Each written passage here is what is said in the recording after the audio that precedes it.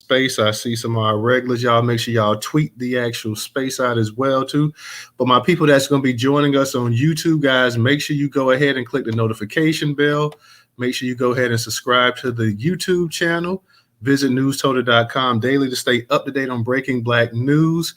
Make sure you guys like and comment on tonight's broadcast. We're talking about the situation with Hannah Payne, who was found guilty of the shooting death of the Black motorist. We're going to also be speaking about, of course, the Trump Platinum's plan that's really seems to be catching on fire again. You know, I know the election is 2024, but it seems to be a major talking point, at least on social media amongst Black people, that you got a lot of Black people wondering if Trump is going to actually go ahead and try to, he sees the Black vote is kind of up there for grabs coming up in this election or whatever. So is he going to go ahead and try to dangle that carrot out to try to go ahead and get more Black support? So that's what we're going to be on tonight, guys. That's what we're going to be talking about.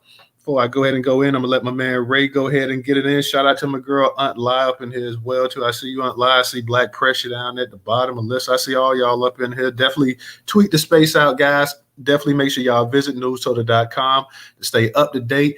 Also, for those that can support, I'm going to say it early and I'm going to say it often because we definitely ain't been getting much support. But those that can support on Cash App, $Newstoter, $Newstoter, Goddess, Black Pressure. I know y'all always support, so thank you. But for those that can, like I always say, if you got $1 that you can use to support the platform, not the Twitter space, not the YouTube channel, but the actual platform, which is newstoter.com, definitely is greatly appreciated. Let me go ahead and get to my man Ray, and then we're going to go ahead and start touching up on these actual topics for tonight as well, too. But go ahead, Ray. So mine kind of ties in with the topic. I didn't know if I wanted to say it a little earlier. So Trump's platinum plan, obviously he had one in the last race. Is this an updated platinum plan or is it the same thing? It looked like the same thing to me. I mean, from that day, because I haven't seen anything updated. You know, I did print off the actual platinum plan off the actual site. So I didn't see anything for 2024. Now I see some people saying the 2024 platinum plan, but to my knowledge, he has not come out with a 2024 platinum plan. So I'm thinking that this is the actual same talking points from last time. But like I say, and we did a podcast / space on this where we was talking about the actual Black amount of support that's actually leaving Biden from what the polls say. Something around like 20% of Black voters could potentially in some of these swing states potentially vote for Trump. So you're wondering if this may be a potential way for Trump to go ahead and lure in some more Black voters. So that's what I'm saying. To my knowledge, like I say, I have not seen him come up with anything new in terms of the actual updating the actual material and the content. And like I said, we're going to touch up on that. Shout out, I see Original come up. I'm going to get right back to you, Freeman, but let me go ahead real quick. I want to drop this story. It broke yesterday, of course. It's about Hannah Payne. It's from the Pittsburgh Courier. It's up in the actual Jumbotron as well, too. Hannah Payne was found guilty of killing Black motorists for the Pittsburgh Courier. And like I said, it's up in the Jumbotron. It's also in the description as well, too. A Clayton County jury has found Hannah Payne guilty of felony murder, malice murder, aggravated assault, false imprisonment, and weapons possession charges. She now awaits sentencing in the shooting death of 61-year-old Kenneth Herring in May of 2019.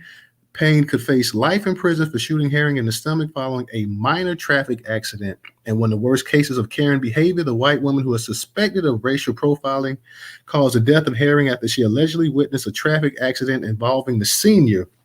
According to investigators, at 6 p.m. on May 7, 2019, the victim, 62-year-old Herring, was driving his Dodge pickup truck when he ran a red light and hit an 18-wheeler. Both vehicles were damaged, and the drivers pulled over to wait for the police to arrive. Herring's accident was witnessed by two people who pulled over to help.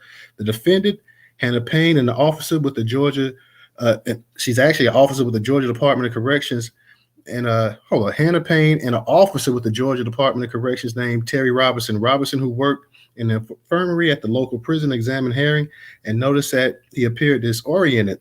A police officer reported that Herring's eyes looked to be reddish orange color. He believed Herring was in diabetic shock. Payne and Robertson stayed with both drivers for about 20 minutes waiting for the police to arrive when Herring returned to his truck and left the scene. According to defense motion, Robertson encouraged Payne to follow Herring after he left the scene so that he could get his license tag number. Payne reportedly called 911 as she followed Herring to report the tag number. The dispatcher told her to return to the accident scenes. Kind of sounds familiar to George Zimmerman being told by the dispatcher to take your behind back, but no, to the accident scene and not to follow Herring. Payne continued to pursue the elder, claiming he was drunk and she didn't want to cause another accident. When she caught up with Herring, she ordered him to get the F out the truck, and an argument ensued, and Herring was shot and killed at the scene. So just like in the George, I'm not the George Floyd, but just like in the Trayvon Martin situation with Zimmerman, when Zimmerman was told not to follow the teenager, just like him, when he was told something by the dispatchers not to follow, yet Zimmerman got in his head to go ahead and do it. And so did this Karen named Hannah Payne as well, too. She was told to stand down. She wouldn't stand down. She decided to go ahead and pursue. She did racially profile. And now because she wouldn't listen, because she racially profiled, because she stalked this man here, he's no longer with us. Because this woman would not listen. She was going to take justice into her own hand. Now, this white woman here, she stalked this elder, 62-year-old man. They believed he was in diabetic shock, and she stalked him after being told to stand down. She decided to go ahead, like I say, and take matters in her own hand and be a police officer on the streets herself. So because she did not listen, this man's family is mourning today because of this woman here. And they talk about she could potentially get a life sentence. Let's not kid ourselves. She's not getting no life sentence. We know she's not going to get no life sentence. We want to see exactly what type of sentence she's going to get, but we know good and well they're not going to give a white woman a life sentence for killing no black man. So I just want to touch up on that topic. I know y'all may have seen that as well, too. Not really surprising or anything like that. I'm going to get to Freeman. Freeman, give me 1 second. I want to touch up on this platinum plan thing as well, too. And like I say, people say they're asking this is an updated version. I have not seen an updated version. I'm still seeing the one from 2020. And it's the platinum plan, President Trump's pillars. He starts off opportunity by achieving historic employment levels for Black Americans, as well as increasing access to capital for new businesses. President Trump has been committed to ensuring all Black Americans can achieve the American dream. Security by signing into law. Celebrated First Step Act. President Trump has brought common sense criminal justice reform to American people for the first time in decades, while ensuring that our streets, communities are safe for families and business owners. Prosperity. As the first president to provide long-term funding to historically Black colleges and universities, the administration continues to seek immediate generational advancement for Black Americans. Fairness, as demonstrated through the actions to initiate investment into opportunity zones, as well as address health disparities, wage gaps, and necessary education reforms. President Trump works every day to advance a fair and just America for the Black community. President Trump's promise of Black America over 4 years increased access to capital in Black communities by almost $500 billion, 3 million new jobs for Black community, creating 500,000 new Black-owned businesses, increase access to capital in Black communities by almost 500 billion, safe urban neighborhoods with the highest policing standards, commit to working on a Second Step Act, access to better education and job training, give Black churches the ability to compete for federal resources for their communities, bring better and tailored healthcare to address historic disparities, immigration policy that protects American jobs, advance home ownership opportunities, and enhance financial literacy in the Black community, onshoring manufacturing to advance jobs and develop businesses for Black-owned businesses. Now it breaks it down a little bit more. It says a Black economic empowerment and access to capital. Jobs. Here, and this is a quick little blueprint. And then I'm gonna kick it to Freeman, because I definitely want to hear what Freeman's got to say. Jobs.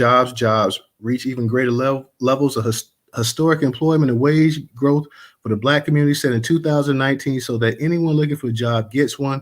Seek infrastructure funding that will lead to widespread growth in the annual 500 billion federal contracting opportunities. Grow minority, not Black, grow minority-owned businesses with additional tax cuts to stimulate hiring and investment. Encourage onshoring and development, the domestic manufacturing to increase the supply chain, business development, and employment.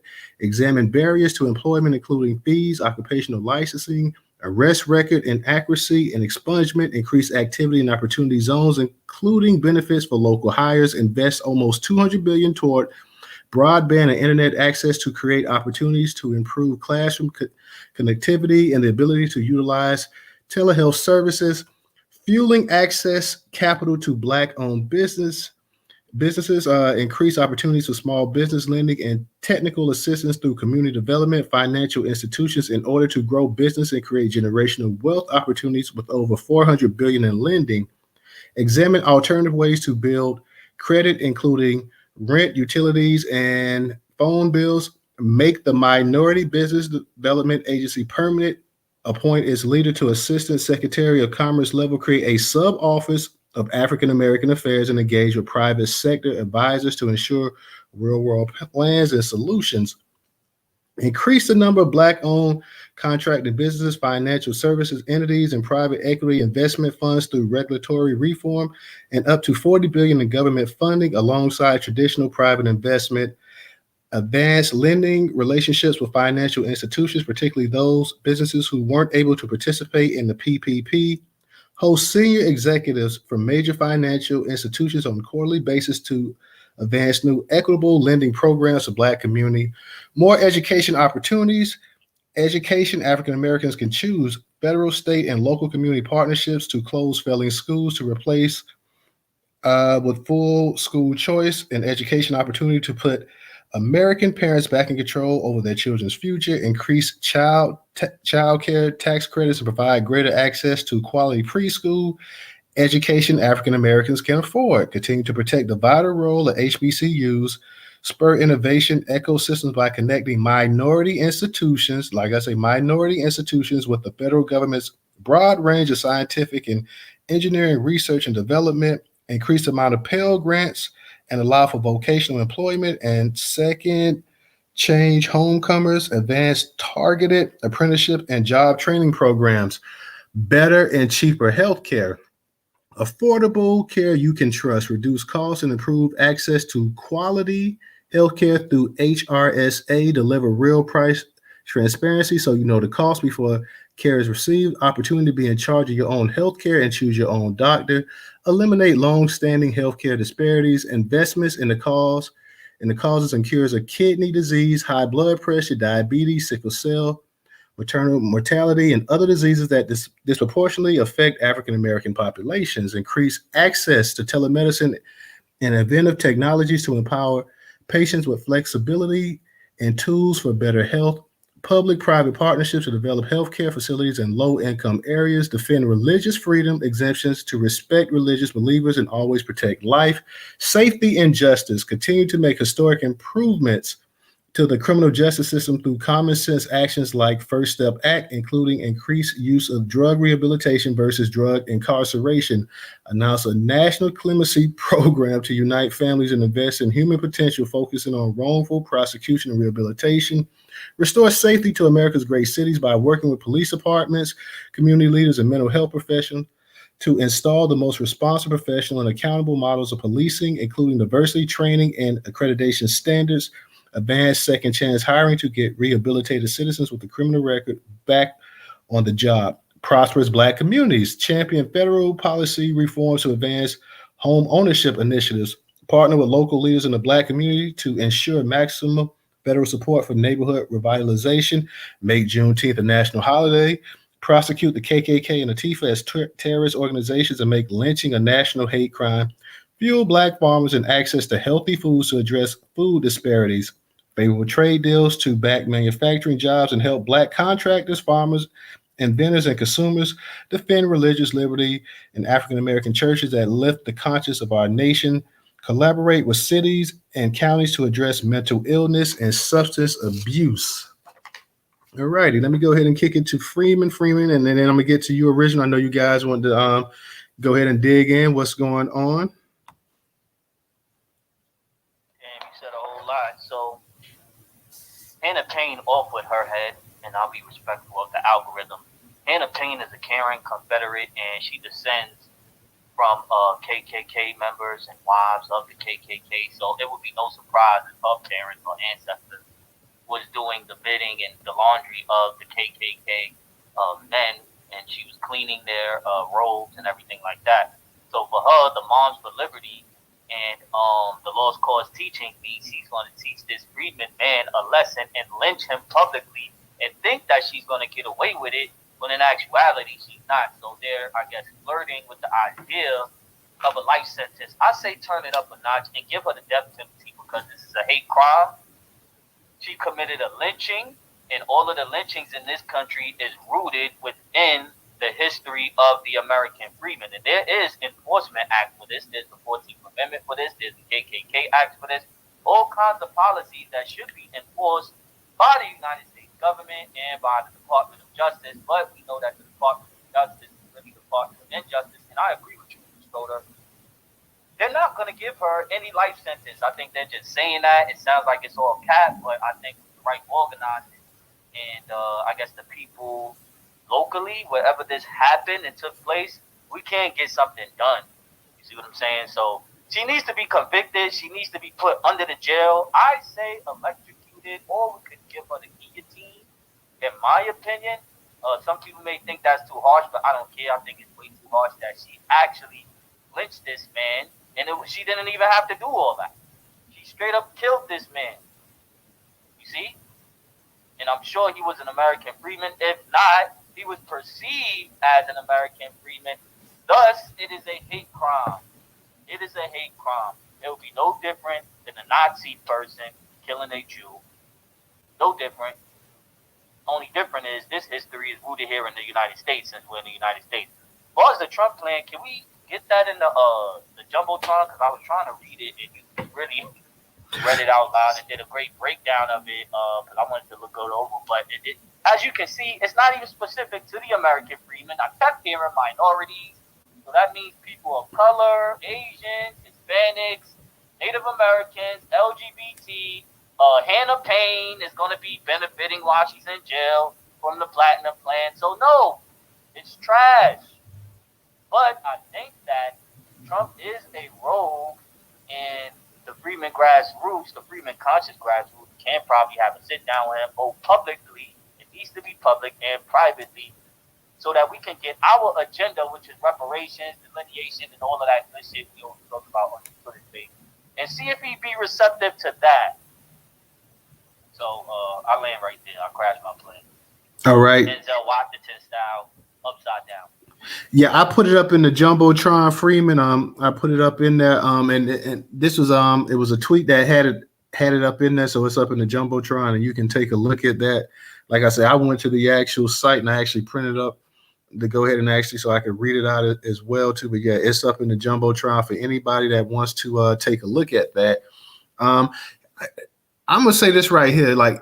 Trump started talking about the Platinum Plan, right when it was getting time to run for re-election. So why wouldn't, when he was in office, before he, election time come, why not just went ahead and put it into play right then and there? So that was the thing that I always thought about too. Like, yeah, right around election time. And I know Joe Biden was supposed to meet with Ice Cube, and he never did meet to discuss anything. But if he was really serious about it, I think that that would have been one of the first things that he would have did when he got in office. Not wait till your second term is coming up, but you go ahead and you say, you know what, I'm going to start my term off with a bang here, because Trump did get the economy improving and everything else. The economy started improving while he was a president, because they didn't have anywhere up but up to go. So he was a beneficiary of that. And as things was heading up, he could have went ahead and put that into play right then and there. But he didn't. And he started talking about this when it was time to go ahead and run against Joe Biden. So, Original, what's going on, man? You got it. Greetings, everyone. Peace, Black Power, and lineage-based reparation. Well, let's start with this Hannah thing. I was off work on Monday, and I managed to watch a little bit of that trial, and so the defense was cross-examining Sister Girl. Okay. And the defense was trying to put words in Sister Girl's mouth. Sister Girl said, I didn't say that. I'm glad that she was Sister Girl, but she was up on that stand. Because Sister Girl, she had that defense attorney. He was like he was sweating. because he tried to trip her up and go around. Her sister goes, "Oh no, you need to come." She said, "That ain't what I said. You trying to put words in my mouth." It was funny that this, I guess I would call him somewhat of a seasoned attorney who was trying to trip up Sister Girl, and Sister Girl was not having it. She said, "I said that she came around and she did this. You said that I said." I mean, I don't mean to laugh because it's not a laughing matter, but it was just good to see a real Sister Girl up on that stand, and the defense attorney was trying to trip her up and make it seem as if she was lying. She said, "That is not what I said, and you know it." It was classic Sister Girl up on that stand, I'm telling you. So I'm glad she was convicted. And like you said, it's going to be interesting to see what kind of sentence. Now, Clayton County is south. It is south of Atlanta. It's down not too far from the airport. And see, years ago, like Clayton County now has well, they had their own bus service. They did not want MARTA because when MARTA was developed, Clayton County was predominantly white. So it was Clayton County and a number of other counties in the surrounding metro area. They didn't want MARTA in their county because they said it would bring black folks in their county. Well, black people were already there. And then after people began to progress and, buying cars and things, and they began to move what they wanted to, Clayton County is now predominantly black. And people try to talk negatively about it, but I'm like, I'm not doing that where black folks live because y'all don't do that to other folks. But Clayton County has a lot of potential that they can, things that they can do down there. And that's where you had Sheriff Victor Hill, and people hated him because he would take no junk. Sheriff Hill ran all the drug deals out of Clayton County. And that's why the establishment did not like him. And he got to a point to whereby he would no longer do interviews. So the news was not really covering Clayton County the way they should have been. So, but see, when they first started MARTA, I think I said that, they didn't want MARTA in that county. It was, again, wherever you find white folks, you find their racist attitudes, okay? And so there are still some white people that still live in Clayton County. And for the most part, one of my former co-workers were living in Clayton County. And we would have discussions sometimes, and I can tell she hated living there because it was predominantly black. But as soon as she got the chance, she booked and moved all the way up north to Gwinnett County, where a lot of white folks, where the racist issue is still somewhat prevalent in Gwinnett County. So that was, I just want to say, but I was proud of Sister Girl on that stand on Monday when that attorney, the defense attorney, tried to trip her up, and he couldn't trip her because Sister Girl was not having it. So I just want to share that with you. And yes, she does. It's going to be interesting to see what the judgment is going to be. If they're going to try to give her probation or something or whatever, say she got to serve 5 years and then she can get out of it. It's going to be interesting. And if I'm not mistaken, I think the judge that's presiding over the trial is a black woman. So it's going to be interesting to see. But one thing that I did not see that didn't happen, you didn't see the family you didn't see the FBA family going out there trying to hug the enemy. You didn't see that, like in that Bolton John case. So you didn't see that. But I want to start with this. I want to talk about this platinum plan with Donald Trump. I keep telling people, when dealing with white people, approach with caution. Now, Newstoter, several months ago, me and somebody else got into a heated, and it got real ugly when they start calling me names, and I start calling them names on your space. Because I said then that platinum plan was a fake. It was not for black people. It was another deception. And I cited the 3 areas where they had the word minority in there. Now, see, they keep saying they can't do anything under the auspices of race, but they did the Asian hate crime bill, and that's specifically for them. And so if that can happen, then you either need to do it under the lineage, under our do it from a black FBA Negro lineage freedman perspective, or just don't do it at all, because I'm not buying this. Yes, I did not vote in 20, and I don't. Jim Crow Joe is not an option for me, and neither is Donald Trump, unless he's talking specifics that are specifically for black people. Because see, when Jim Crow Joe ran in 20, he had like 2 plans on his platform. He had one, an agenda for the black community. He had another one called Lift Every Voice. But see, he also had a plan for the gay community. And see, now the difference in those 3 plans was, with the 2 black plans, he had ambiguous language like minority, poor people, the disadvantaged, low income, and this, that, and whatever. So that would include all these other demographics. But what Jim Crow Joe did specifically with the platform for the gay community, all throughout the platform, it said LGBT. He was demographic specific as to whatever funding and resources, who they would target. And so if they can do that for that community, they can be demographic specific for us. So I'm not buying this stuff about all this, they're doing stuff and they want to throw minority in there. And please watch out, people. If there are any black folks telling you that this is okay, don't buy that. Well, we can fix that later. Oh, no, you don't. You get yours up front to make sure that you don't get dumped on after this, if this person is elected. No, you get yours up front. Because if they're not willing to give it to you up front, then they're not serious. And they need to leave that church out of anything that we do, because the church is corrupt, and they won't do anything but squander the money. The preachers and the higher echelons of the church, all they would do is funnel that money into their pocket. That's it. So the church needs to be left out of any. Like they said, it's supposed to be a separation of church and state.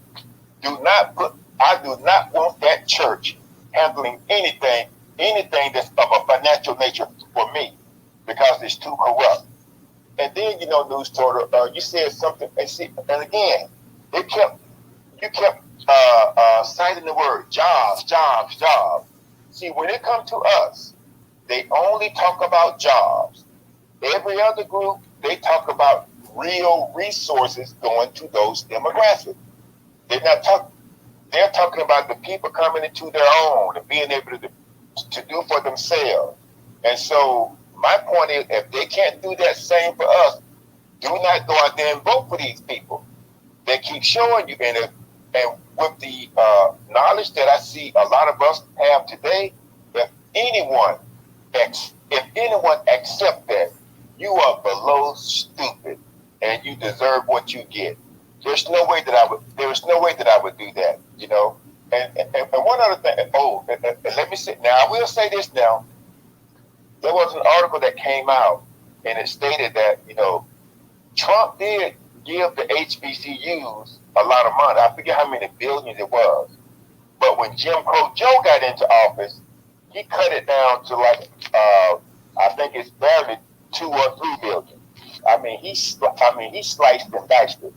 So we have to look at stuff like that. And one other thing I want to say to you, Cody, you mentioned that I don't know if it was the same one that I had cited that time with the three minority, or this is a new one. But you cited healthcare disparities, and see, a lot of these healthcare disparities, they are nothing but people who they're not nutritionally they're nutritionally deficient. Several weeks ago, I don't know if I mentioned this to you or not. Several weeks ago, I had a friend of mine to contact me. They said that their brother had an enlarged prostate. I said, well, is he like, when he urinate, does he start? He said, yeah, he's doing all of that. Okay. So I told him what some supplements he could go and take. And I said, then I want him to juice this and that. And I said, when you go pick up these supplements, have a conversation with the herbalist that's at this place to make sure that you're getting the proper information. I always tell people to check with the professional. And what happened, Newstoter, is that with this brother, within 3 months, his prostate had declined and shrunk considerably. Within 6 months, he was back to normal. And he told his buddy, said, hey, I gotta talk to that brother right there. I mean, he got me back right. And all I did was follow with people like Dr. Paul Goss, Dr. Nathan Rabb, and a number of others whose feet that I sat at, and they taught me. And I'm proud to say that. And some of their, I would say, some other people that they taught as well, who I still contact and see what's what, this, that, and whatever. And see Dr. Goss, he designed these herbs called New Body Herbs. Now there's a site called New Body Healing. If you can find his herbs on New Body Healing, or there may be like a distributor within the area where you live if there's a distributor. But the New Body Herbs, they are designed for the genetic makeup of black people. Because Dr. Goss said if you design any kind of medicine to treat black folk, it would be better for everybody else. And so I just want to say that because, see, they keep saying that because, see, remember, when they were saying that black men was predisposed to have prostate cancer than any other demographic.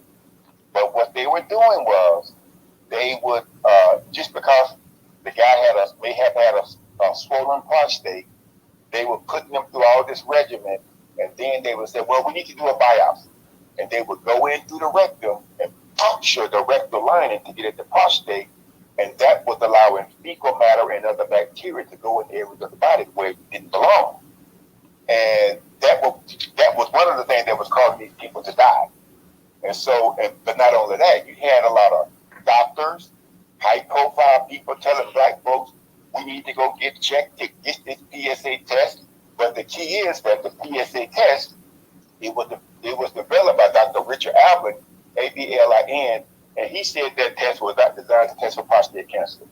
I think the article is still out there. It's called The Great Prostate Mistake. It was an op-ed from the New York Times where he talked about this being just a real quick, original, because we got a number of hands up. So let me. Okay. Yeah. Go ahead and get another hand. Okay, Queen B, I know you had your hand up. I don't know. Do you still want to speak, or you got it down? Actually, I see Javon in the room, so I hate to call y'all Javon, but I have some questions.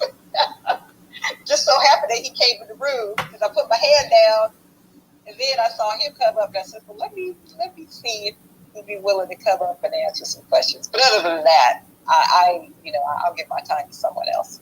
Okay, not a problem. Let me go ahead and get back to Freeman. Freeman, go ahead and unmute your mic.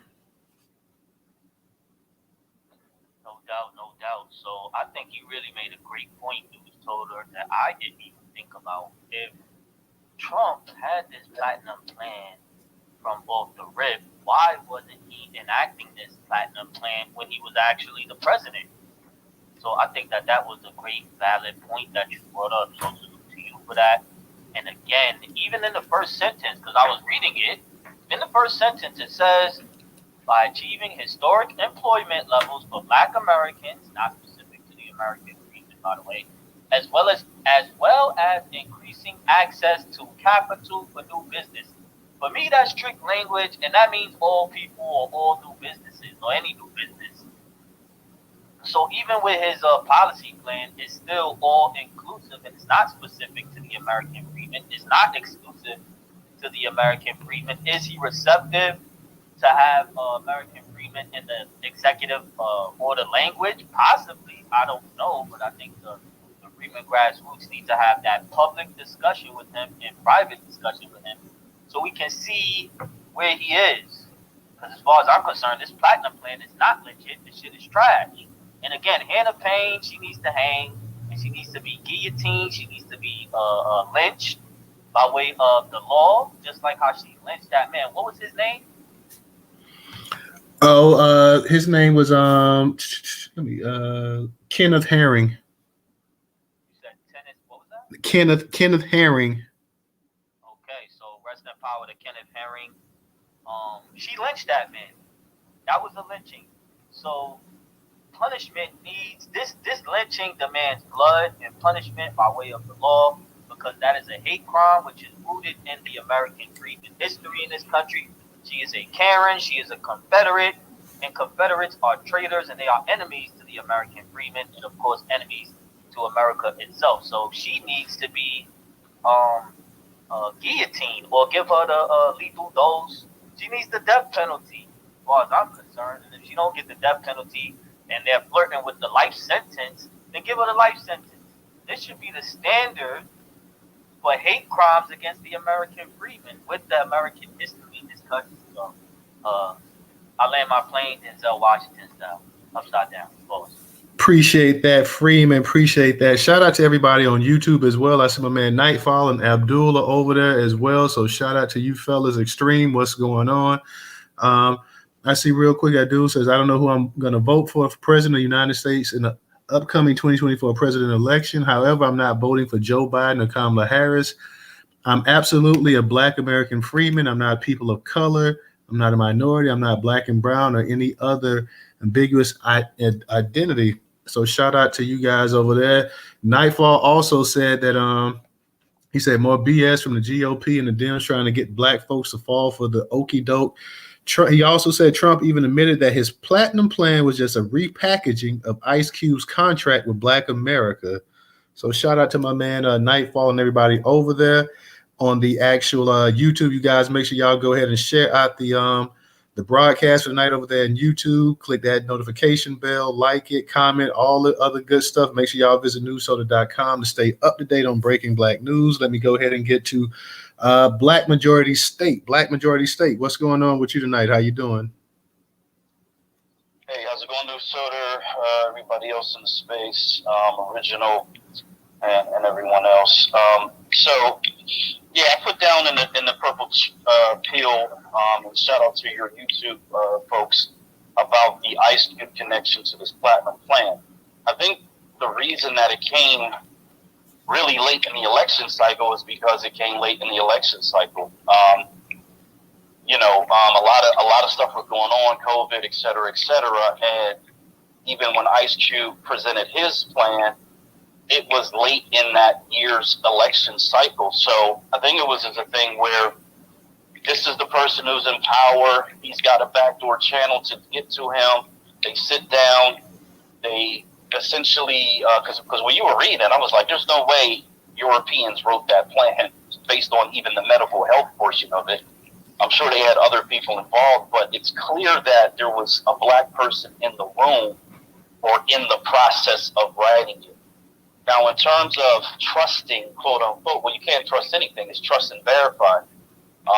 And so what I would say to this is, if Trump can issue that, so be it. We need to be first in line for it. We need to have preference for it.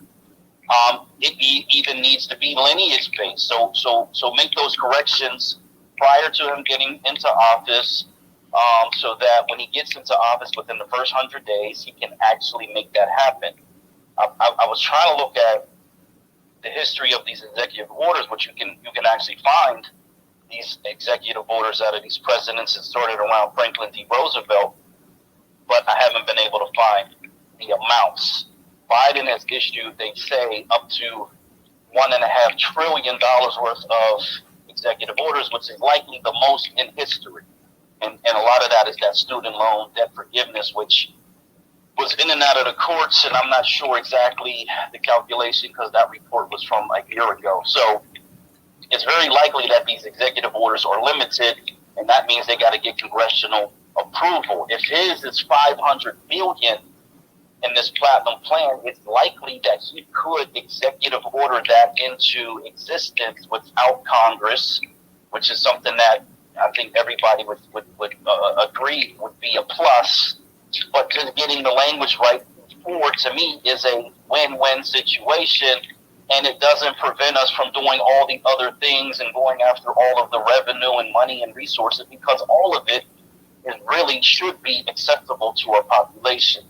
So with all that being said, to Prime's point, our people have to get in touch with his people, and they have to get the language right, and I'm totally okay with that. On the Hannah Payne thing, I posted about it earlier today. I went back and saw a YouTube video with her mother, her boyfriend, and her friend, her high school friend. And this is a Scottish-Irish sounding woman. The husband, I couldn't really tell, because he only said a few words. I couldn't tell his necessary country of origin, but she was clearly Irish. The boyfriend is a Dominican, and in the courtroom, and I pointed this out, there were 4 Dominican males sitting behind the family when justice was being served, and one of them got up and walked out, and it wasn't the boyfriend, which is very odd, but it is what it is. And then the other person who came was a couple of them, and they're Black Americans as far as I can tell. And she was saying how they were in school since high school, yada, yada, yada, band together, cheerleading, yada, yada, yada, played the clarinet. And the problem with the situation was that here is a black woman, young black woman, and her boyfriend, husband, whatever, and they're kind of in a defensive posture of the person that they know, which is this white psychopath, sociopath who loses her shit and just starts killing innocent people. And it was kind of really off code. And this was during the first hearing to get her the first bond. I guess she got bonded twice. So that was this, because they made this display to show that, hey, yo, she's not a racist person, yada, yada, yada. Look at all these different people from, the color spectrum. But it really, to me, is an immigrant story. And I don't think that part has even been brought up in this particular story, because the mother, again, clearly with a Scottish-Irish accent, and then the Dominican boyfriend. And she's living in the Atlanta, Georgia area, and they kept saying she got a gun for self-defense because of what goes on in Atlanta. That was their excuse, which is actually them creating this racial profile of who she is and how she thinks, to be quite honest, in my opinion. Because it's predominantly a black area, right? But, the death penalty should be on the table. I don't know if it is in Georgia. Lifetime sentence, absolutely. I know they had her in mental health court, and she went through that because she could have took a plea bargain, but she actually pushed this thing through trial, which was actually insane, but it was because she thought she would get the white privilege, which is again insane, a level of insanity, but she thought she could push it and get exonerated. So she was lying all through it. They were lying all through it. Most of them didn't know. I think that video came out and it buried her case, and she deserves the worst of the worst, whatever it is. But I do hope that she never touches the street again. She shouldn't touch the street again, and she should get some prison justice. I'll end on that. Thank you, Black Majority Satan. I can't really disagree with anything you said. Let me go ahead and get to the other speakers. What's up? I see DJ's up in the space, but a couple comments that I want to touch up on YouTube. Nightfall says, quick question, Newstoter, for the rest of the space fam, since Hannah has been convicted of her hate crime or her crimes on the state level, are either the Dems or the GOP going to use the DOJ to prosecute for federal hate crimes now, because it's feds that have the power to use hate crime injunctions? And no, she could still be prosecuted as she was convicted for murder. The DOJ can prosecute for civil rights statutes. Lastly, he says, I don't see the GOP doing anything with any platinum plan if elected either, mainly because it would anger their racist base, which I agree. More importantly, they won't, because the Dems didn't bow. Abdul says, reminder, Trump's so-called platinum plan is not reparations. Therefore, we must still demand reparations regardless of the so-called platinum plan. Polo Style says the president don't need approval on executive orders. So yeah, that's where everybody's at over there. Like I say, shout out. I see DJ is up in the space, guys. Make sure for those that can support us on Cash App, $Newstoter, $Newstoter. Newstoter is the largest Black-owned, Black American news media curation platform today in America. Make sure y'all visit the site as well too. We're trying to get those numbers up. Go ahead and bookmark newstoter.com. Visit the site daily to stay up to date on breaking Black news. Once again, $Newstoter, $Newstoter. For those that can contribute to the platform, we're looking for anything like $1. So if you got $1 that you don't mind sparing to the platform, it'd be greatly appreciated. For those that do not have Cash App, we have Venmo and PayPal up in the Jumbotron. For those on YouTube, up in the description, we have the Venmo and PayPal. And also coming shortly, we will have membership base with people if they want to contribute monthly to the actual platform. You can go ahead and do that. You can go ahead and create a quick profile, and you can go ahead and comment on posts over there in our community tab that we'll have as well too. So definitely for those that want to support the actual platform, become an actual member, and to just support a Black-owned business, we're going to make that available with memberships all the way from $5 all the way to $1 and something. So we're going to be really affordable, really cheap, because we definitely need that support for anybody that wants to support a Black-owned business. And I got to put it out there. So shout out to TTW. Thank you for your contribution on Cash App. Like I said, we are going to go ahead and we're trying to create our own network, have our own people set up so we can go ahead and get some of these stories, get a larger network, get a larger base, so we can go ahead and get these stories not only nationally, but also worldwide as well too, guys. Let me go ahead and go to my man, Black Pressure. Pressure, I see you up in the space. What's going on? How you doing tonight? Doing well, kind sir. How about yourself? Doing good. Good. So, start out like I always do. What's up, Black family? News, Ray, DJ, original, live trouble, all the original fam. What's up? So, no, look, I'm gonna go off the subject, and it probably won't even take 45 seconds. All right. So I know this your space, right? I don't run nothing. You don't take orders from me. We all know that, right?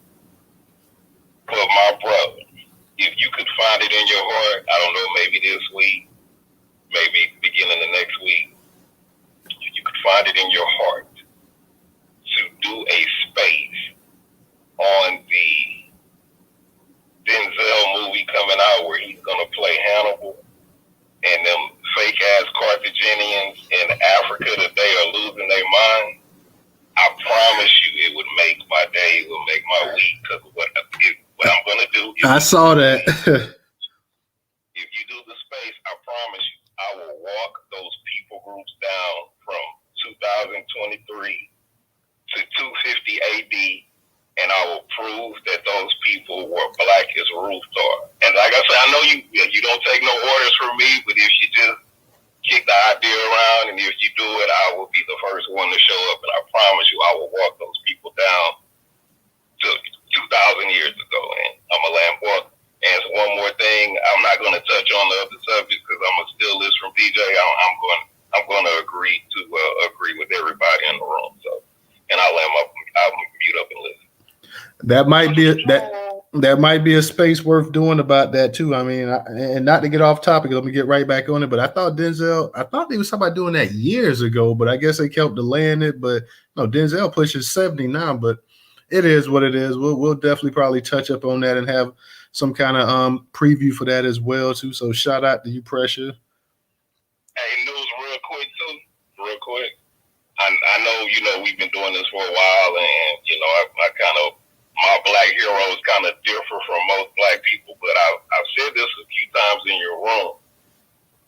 If anybody cares, and I know how some of y'all feel about Africans, but if anybody cares to learn anything about that dude Hannibal Barker, that dude was a monster, and I mean that in every sense of the word. And I'm gonna say this, and like I said, I'm gonna mute up and listen. This is how important this dude was to Black history. If he would have won the Third Punic War that he was fighting against Rome, I promise you he would have rewritten the rules to racism that we see in modern day America. If he would have won, it's a shame he got sold out by some other black people. They sold him out. But if he would have won that Third Punic War, the transatlantic slave trade would have never happened. The white people would have never crossed the water and made slaves of black people. You would have never heard the word nigger. Nobody would have ever been lynched. America would have literally been the United States would have been a black enclave. And I'll mute up and listen. All right. Appreciate that. Thank you, Black Pressure. Let's go ahead and Pressure went in on a little history on us right there, but that's okay. Let's go ahead and get to Javon. Javon, how you doing tonight? I'm doing well. How you doing? I'm doing pretty good. So, first off, thanks for having the space. It kind of caught my eye. For those who I don't know in the space, again, my name is Javon. I worked in the Trump administration. Worked on a variety of things such as the First Step Back, the Platinum Plan. I've worked on school choice for black parents, so we can send our kids to whatever schools we want, lowering taxes, all those good things that I think we did. Immigration is also a big one, making sure that things like the 14th Amendment, which is a black amendment, is not abused by illegal migrants coming from the southern border. So I worked on tons of things in the Trump administration, had a great time there. I did want to mention a couple of things. I did hear some things I just want to clear up. Some people asked, and I believe it was Black Majority, he mentioned it, that, people asked, well, why did this come when it did in 2020? And frankly, that's because that's when Ice Cube contacted us. So when he contacted us in the administration and asked, like, hey, this is something we want to do, he actually contacted us and the Biden campaign at the time. The Biden campaign told him to wait after the election. We said, come on in. We met with him, with folks like Jerron Smith, Steve Smith, Jared Kushner, a couple of names to mention there, all sat down, and we really crafted this. So a lot of people say, well, how come the Platinum Plan looks so different than the contract with Black America? And frankly, that's because at the end of the day, politics is politics, and you have to write something that needs to be passed, that can be passed. A lot of people say, well, why didn't you do it via executive order? I think that's a fundamental misunderstanding of how the executive branch works. Executive orders can be overturned with the next administration. If you want something to be solidified for an extended period of time, you need to pass it through the Congress. So anyone saying, like, why didn't that just happen? Well, that means, frankly, it could have been reversed, just like Biden did with the HBCUs.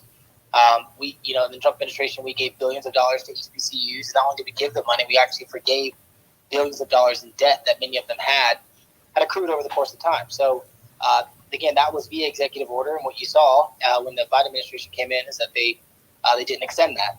So there are several wings. I see Friedman kind of pointing down, and I understand some people think you can kind of be overarching with executive orders, but I will say, again, they can be overturned or just rewritten. And also on top of that, we also have to consider the Supreme Court. There's 3 branches of government in this country, so when you pass something, if it goes too far, you want to pass something that can survive constitutional scrutiny. And you need a coalition to do these things. Frankly, in the Republican Party, there is a divide. You have the America First and MAGA folks, which I consider myself a part of. And one of the things that I've made these arguments in the room, is that, hey, instead of giving money to Ukraine and Israel, why don't we give money to Black Americans? I mean, we've got the money, clearly. So let's invest in America. And I've also framed that argument as an America First argument. And you would be very surprised at the reception you get from a lot of those MAGA people. They're like, yeah, I like that. That makes a lot more sense. I'd rather spend the money here on Americans rather than overseas. But there is a significant portion of our party that is the big business, pro-open borders individuals. A lot of them are Republicans who hate Trump. You've seen them on the news, who feel that he's a threat to America. But really what he's a threat to, is the status quo, which is the same business as usual, which means the wealthy profit. We don't get much out of it. And at the end of the day, Black Americans are stuck in the same situation that we are. So I do think, just going forward, I'll end with this. If you look at kind of the polls going into 24, there's a reason why, particularly with Black men, Trump is actually gaining quite significantly. You have the other side of the aisle, which is, promoting transgenderism in schools. It's saying that masculinity is a bad thing. It's promoting things like single-parent households, all of these things. And then you have immigration, right? You have migrants who are actually getting more resources and more money than everyone else, than Americans themselves. A migrant in this country makes $2,000 a month. If you're in Social Security after working 50, 60 years, you're making about $1,500. So how is it that non-Americans get more money than people who pay taxes for their entire lives in this country? It's things like that I think are really turning the tide. And just, I guess, to finally end it, if anyone has any questions about the Platinum Plan or criticisms or questions, again, about the Trump administration and what we sought to do, feel free to ask. I don't mind answering any questions. Appreciate it. All right. Thank you, Javon. I'm sure in the space tonight you'll have quite a few people asking you questions. So if you don't mind hanging around in the speaker section, I definitely appreciate it. Let me go ahead and get to Queen B. Queen B, go ahead and unmute your mic. Yes, hello. Thank you so much, Javon, for coming up to the stage, and thank you, Newstoter, for letting me have a mic. So, Javon, thank you. You said a lot there, and so my question is, like you mentioned, we do have the 3 branches of government. We understand that piece. Who do we have to put pressure on to get some changes? Or more, I guess, I'm not sure. I know that you're more affiliated with Byron Donalds, but who are some of these other congressional people that we would have to put some pressure on to get some language or get some changes made to this Platinum Plan? That's a great question. I would honestly start with, frankly, I think one of the big disappointments on my end is that I think a lot of congressional folks aren't running on this platform, which, to be fair, it was proposed by a sitting president, and it wasn't a party push. It was a Trump push thing. So, frankly, I honestly think the best avenue would be to start pushing whoever your congressman is now, asking them about this, because I think when you kind of look at this, it's a good starting point. I'm not suggesting that this plan is perfect. I don't think there is a such thing, but I think it's a step in the right direction, especially from the side of the aisle that has traditionally kind of ignored Black Americans. So I think this is a great step in the right direction, and I would push your congressman to really start taking up the plan and get their thoughts and questions and comments on it. All righty. Thank you, and thank you. Thank you, Javon. Stephanie, had anything else you wanted to add? I didn't say anything. I'm sorry. I'm sorry. Not Stephanie. I'm sorry, but Queen B. I'm sorry. Queen B. No, that's it for now. I came in the room a little bit late, and so I kind of missed the first part of what you were talking about. So I can't speak to the Hannah case. But it sounds like more of the same. Yeah, pretty much. Yeah, Yeah. Right. So, but that was it. I'll just listen. I'll do more listening tonight. Okay. Thank you. No problem. Thank you, sweetie. Let me go ahead and I know Friedman, he seemed like he was pretty eager when Javon was speaking. So Friedman and Javon, if you have any questions you want to ask him, he's right there as well too. But Friedman, go ahead and unmute your mic.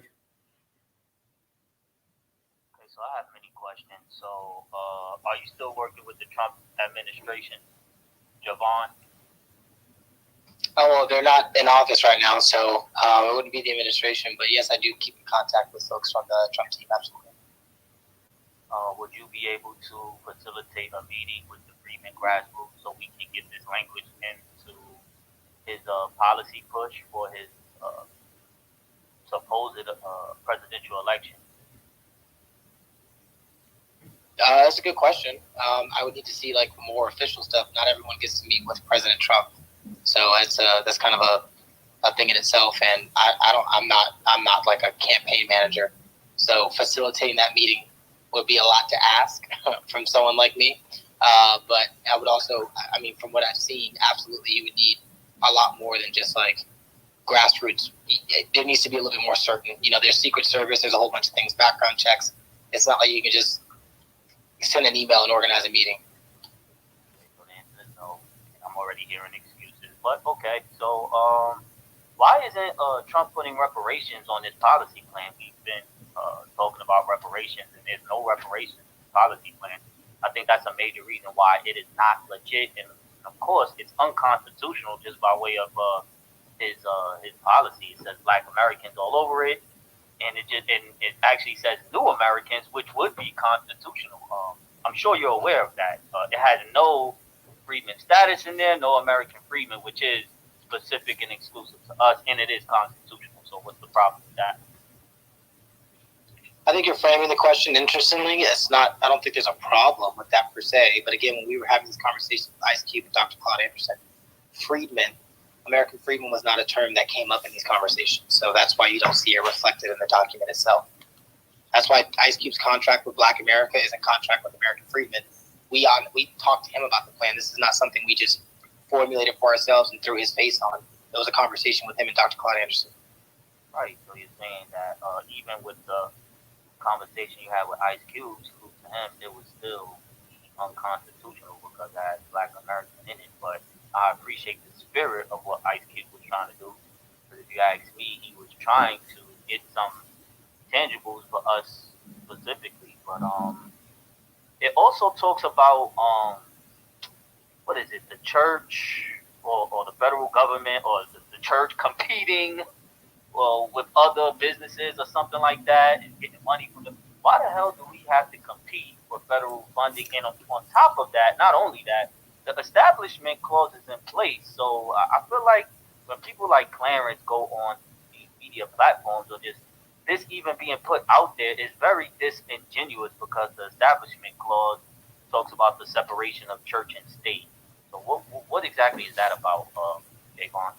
Yeah, I think this is a super good question. I think a lot of people don't really understand the separation between church and state means that the state is not to coerce or influence the church. It doesn't mean the church cannot influence or coerce the government. That's actually not what that means.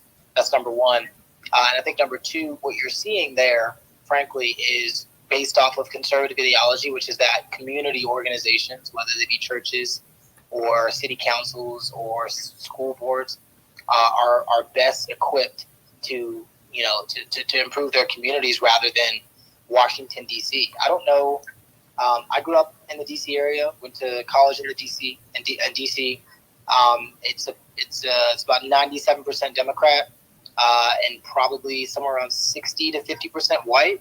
And most of the federal workers there are also white Americans. So I think any type of consolidation of a program like this within the federal government, personally for me, doesn't really make much sense, especially given that each community is different. And there are Black folks in Black communities that are better equipped to handle Black issues than there are bureaucrats in D.C.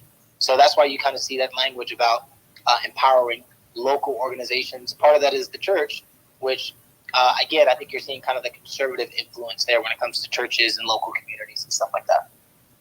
Well, that being said, you would have to be aware, and I hope you're aware, because you're part of on the ground, that the church that's currently in place, they're not doing shit.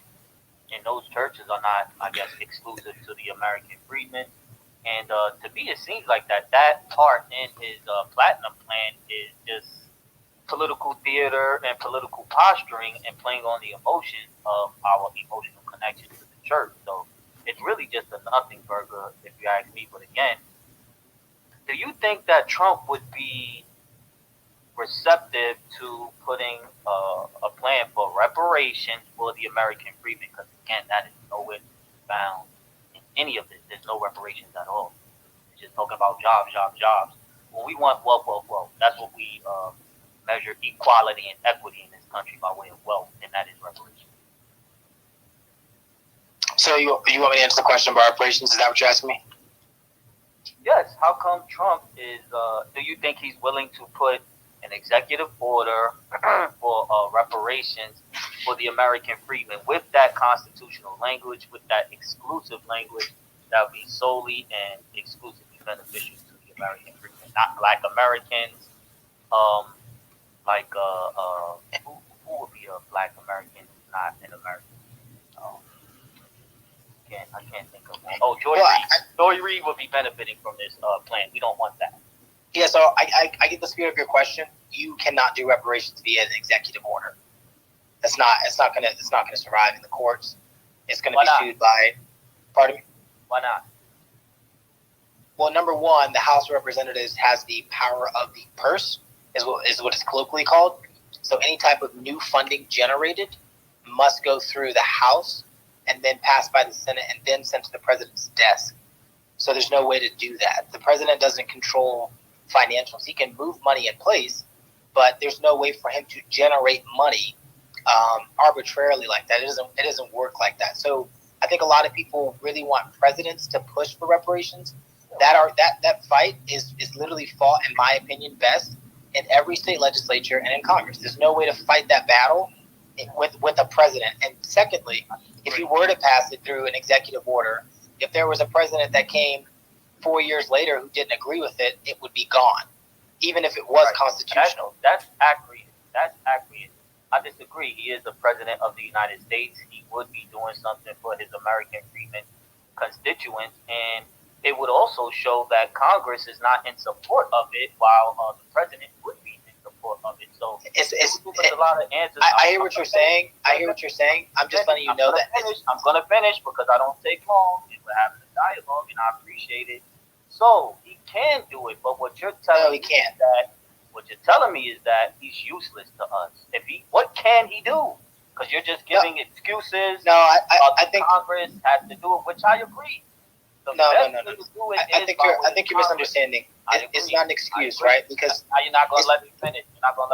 The best way to do it is by way of Congress. I'm talking about what the president can do, and he can propose reparations and recommendations, and he can do that. Absolutely, he can do that. There's no excuses. So what you're saying is that he is useless to the American freedmen when it comes to reparations. Thank you. No, not at all. I just want to make clear that's a mischaracterization, and frankly, it's not based on anything that I said. What I'm saying to you is the president can propose whatever he wants. President Trump proposed a $500 billion plan called the Platinum Plan, but Congress didn't take it up. Therefore, there's nothing that happened to it. The second thing I'd say is I find it to be fascinating that we are sitting here talking about President Trump and his, according to you, distaste or disdain for American freedmen. Whereas I think if you really thought that reparations could be passed via president, there's no excuse for President Biden to not have done it now when he first got in office. That could have been a day one executive order, but he did not. And the reason that he did not is because he cannot. That's the reason why you have to get a coalition of folks together to pass these things. I know we like to think that the president has all of this power, but frankly, they really don't. The president has, I would call, kind of unfettered power when it comes to really two areas, and that's his role as commander-in-chief and his role as when it comes to border stuff. That's how Obama was able to pass the Dreamers, and that's how Trump was able to shut down the border. It's stuff like that. But when you're talking about generating a multi-billion, possibly multi-trillion-dollar reparations plan, that can't come via executive fiat from the president's desk. That would have to come from Congress, which is charged via the Constitution. Wait, hold on, Freeman. Let him finish real quick. Yeah, I was just going to say, you can read Article 1 of the Constitution. It pretty much specifies that the House of Representatives has the power of the purse, which the founders meant that's where all funding must originate. That's why the National Defense Authorization Act, the thing that pays our troops, comes through the Congress. That's why when it comes to programs or proposals, when it comes to Obamacare, things like that are passed through the Congress. The president, of course, can propose and support stuff. He can champion legislation or bills, but he can't pass them. Does that make sense? That's not his authority. He's the enforcer of the law, not the writer of the law. Yeah, that's not what I'm saying, and now you're mischaracterizing. Now you're mischaracterizing me. But I'm very surprised that you, as a Republican or conservative, you actually put the cape on for Jim Crow Joe Biden and saying how he can't do anything for reparations either when he's a full-blown Confederate. Not that he's a full-blown Confederate, that's why he's not going to do it, but just saying because he's the president. So you're caping for Jim Crow Joe Biden as well as, I guess, your former employer, Donald Trump. So here's what the president can do, and I did a report about this or a space about this, talking about the Small Business Administration. The American Freedmen, we're demanding American Freedmen DEI, diversity of the American Freedmen, equity by way of the American Freedmen, and inclusion by way of the American Freedmen, 100% in the contracts. Can he do that? As he is the leader of the executive branch and the Small Business Administration. Why is there no diversity, equity, inclusion included for the American Freedmen in that? Can he do that? Is he willing to do that, Jay Wan? You keep saying I'm making excuses. I'm just telling you what the law is. In regards to the SBA and a diversity, equity, and inclusion initiative, sure, that's possible. Many federal agencies right now have one. Again, I find it to be fascinating that that your comments and criticism, you're deflecting. We're just focused on Trump. Go ahead and let him finish, Friedman. Yeah. Again, I was just going to say I find it fascinating. I'm just listening. I just find it fascinating that we're talking about DEI. And we've seen that DEI is actually weaponized against us in many ways. No, that's not what I said. That's not what I said. So, making a DEI you asked me a question. I'm just trying to answer. No, you're mischaracterizing. This is what many Republican shields do. So when I talk about diversity, equity, inclusion, I specifically said We're emphasizing the diversity of the American freedmen. We're giving equity to the American freedmen, and we're talking about including all of the American freedmen. So I'm not talking about people of color when I'm saying diversity, equity, inclusion. Nice try, Javon. So you're saying that it is possible that the Trump administration, or at least the president, can put 100%, or let's say 70% for the American freedmen into the contracting federally. Yes? No. So he's useless. Thank you. No, so what the way that these Hey, real quick, Javon, Javon, after you get through talking, because they're racially oh, ambiguous. real quick, Javon, after you get through talking real quick, then I'm gonna go to Stephanie because we got some other speakers as well. But go ahead and finish your point. My bad. I want to end on this. A lot of the diversity, equity, and inclusion initiatives that you see throughout whether it be the military, the federal government, a lot of them are racially ambiguous because there is law where it makes it so you cannot necessarily pass legislation focused on one particular race. Now, a lot of people will say, "What about the Asian hate crime bill, or the anti-Asian hate crime bill?" That's actually is actually being sued in courts now for that very reason. It's the same reason aid to black farmers ended up in courts, because there's going to be a lot of challenges legally. So again, I'm not making excuses. I'm just saying that if we're going to be serious about this argument and serious about this fight, we have to move strategically and not just move capriciously without any regard. Freeman, let him finish up because we got to get to Stephanie and some of the other hands. Yeah, I was just going to say, because there are challenges, right? So like, we want to make something that's resolute and that can survive scrutiny, whether it be constitutionally, judicially, or even a presidential election. So I would always say that we need to be cautious and strategic in how we move. I'll end it with that. Thanks. I'll just end it on this. You're lying and you're a Republican shill, and you don't know, or maybe you're not aware of us in this space, but the American freedman status is constitutional. It would survive strict scrutiny. It will fall under rational basis review and will be all good. So this excuse that, you can't do it for the American freedman, the freedman status is not a race. It's very race neutral. If you're familiar with the law, like you're professing and proclaiming in this space, you would know the American freedman, Justice Clarence Thomas, said that freedmen was under-inclusive of race, and it did not include all black people. So, nice try, Javon. But again, you admitted that Trump is useless in this instance, or maybe you just don't really know, or you're just speculating. And maybe he can assist us in some way, shape, or form by way of SBA, by way of reparations, but maybe you're just not that guy who can do that. So thank you for the conversation, and I appreciate you exposing yourself. Peace. All right. Let me go ahead and get this. Stephanie, go ahead and unmute your microphone. Thank you for having this chat. I'm going to start off with Hannah Payne. I just want to say that there was some video footage that they allowed from the courts to be seen. And I think that's what sealed her fate in her guilt. And I couldn't be more happier than I was to see the look on her face when she was found guilty. She deserves everything she get and more to come. Okay? Far as the Platinum Trump plan, I'm glad Javon is in here because I do need to make a couple of things added to the list. Okay? If you can get something back to Trump, if you can, I'm just saying, we need a hate crime bill, okay? We have the highest cases of anti-black hate crime in the country. Out of all the other ethnic groups, we are the only one with the highest ethnic cases against us, okay? Secondly, we have prisoners, male black males that's been wrongfully convicted. We need to oversee a lot of these cases and get justice done for our males, our women, and our children, okay? Land laws, gentrification. A lot of these are big issues that plague the black community. You know what I mean? A lot of towns have poisoned soil, poisoned water. We have one state, I can't remember which state it is, they have a lot of amputations because of poor water, the food and everything else. So I wanted to know what would be the plan that Trump would come up with to try to to take, see into this. Federal investigation of unsolved murders of Black males, Black females. So, missing women, children. So I want to know if there's any plans for that in the future. Thank you. Yeah, I think it's a great question. I think to answer kind of your first one, to kind of give an overview, President Trump passed the First Step Act. That's something that I was a part of. We got 8,000 Black men out of prison off of what I would call trumped up drug charges that put them in jail for sometimes the rest of their lives at 18 years old. So again, 8,000 Black men.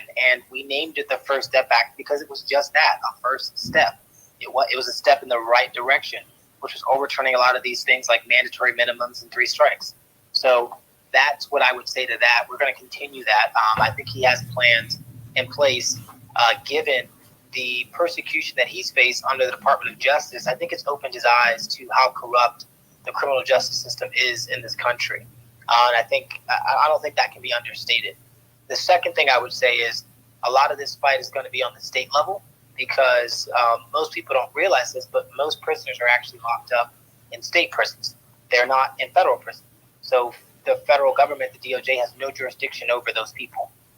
Those are arguments and fights and battles we have to have statewide. Places like California and Texas, and even in the great state of Florida, there are a lot of Black folks in prison for what I would call drug charges that I think were excessive in many ways. I would never understand how a pedophile gets a lesser sentence than someone who sold weed in 1992. I don't understand that. So these are fights and battles that have to happen not only in Congress, not only via the DOJ, but really this big fight is going to be on the state level where a lot of Black men are incarcerated. All right. Thank you. I want to ask you a quick question, Javon, then I'm going to go ahead and kick it to Black Majority State. The Platinum Plan that he came up with back in 2020 or 2019 or whatever, does he plan on dusting it off and bringing it for 2024 as well too? Is there any talk of them trying to go ahead and use this as a talking point for the next election coming up? I definitely think he will talk about it. I definitely think it's something he's interested in doing. I think people have a fundamental misunderstanding of Trump, which is that they think, the criticisms of him. He really cares about Americans. And if you're not American, he doesn't really care about you. I mean, I think that's probably how it was. Not to say he doesn't care about you, but his primary focus is on Americans. And I think what I've seen since he's left office is that a lot of Black folks, whether they identify as freedmen or Black Americans, are really starting to get in touch with our American identity and saying that, no, we are as American as anybody else, if not more. And so that argument, I think, will help us going forward. I definitely think you'll hear him talk about it, and I think he'll campaign on it because I think when it comes to Black folks, I think he's got a pretty decent record that he can definitely campaign on.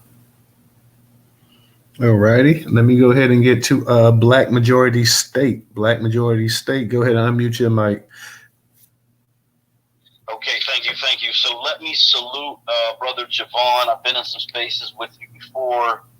Probably half a dozen or so, and this is the first time I'm hearing about your connection to the Trump administration. So I want to say I appreciate you for being the Black American voice in a sea of whiteness, and actually advocating and fighting for our people. So I do appreciate that. I also wanted to say this. I think he missed a really great opportunity in Atlanta, Georgia, coming out of the courthouse where people were literally lining the streets to just step out, shake a few hands, make a public connection to the people. You can't even imagine how beneficial that would have been. And I just recently saw a Steve Bannon post where he's talking about what's going on in Chicago.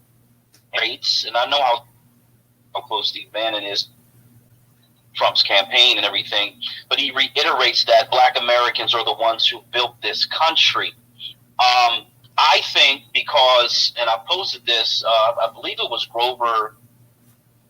Was it Garfield? It was either Garfield or Grover, one of the presidents who essentially lost an election, had a 4-year gap, and then came back and won it. I believe we're in the same time loop. So I truly believe he's going to win, because I think it's just the way that history repeats itself. Knowing that he's going to, it's a one and done. there's really nothing to stop him, especially in those first 100 days, from doing whatever it is that he truly wants to do and to push the bounds of the U.S. presidency. And his platinum plan, again, if Biden is already accumulated 1.5 trillion in executive orders, then that 500 billion platinum plan, with the correct language where it's lineage based, they go through all the constitutional scholars, they consult Clarence Thomas, who he's probably got on speed dial, to get the language to fit Black American descendants of enslavement, period. I believe that he could do that day one, and there's no question about that. When it comes to reparations, I think, unfortunately, many of us have been indoctrinated with the belief that the president is the king of America. And so you have people like James Clyburn, who's called a kingmaker because of what he did to intervene in the Biden election. And in fact, the president is very limited in what they can do inside of the United States. They have way more power outside of the country than they do inside. And so I think that that's just a misunderstanding of how the president works. Can he, as you said, yes, make suggestions, make proposals, get people together and say yada, yada, yada, yada. But if they're unwilling, if it's not popular in their home states, a lot of people are not going to, therefore, lose political capital, lose their office, knowing that Trump really has this one and done situation. So I think him doing the platinum plan, as you keep saying, a first step, I think it is a legitimate step as long as they get the language right.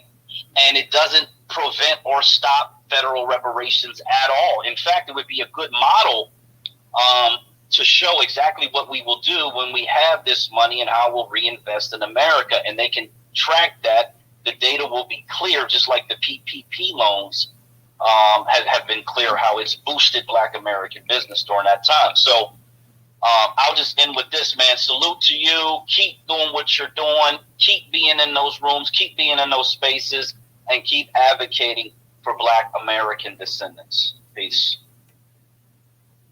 All right. Appreciate that, Black majority state. I see we still got a decent amount of people up in the space as well too. So if anybody that hasn't had a chance to speak and you guys want to speak, I see Brother Moku down there. Original, you dropped down on me, so I see you drop down. Queen B dropped down. Shout out, I see Tata up in here as well too. So definitely, if anybody that wants to speak, come on up here. DJ, go ahead. I know you got your hand up.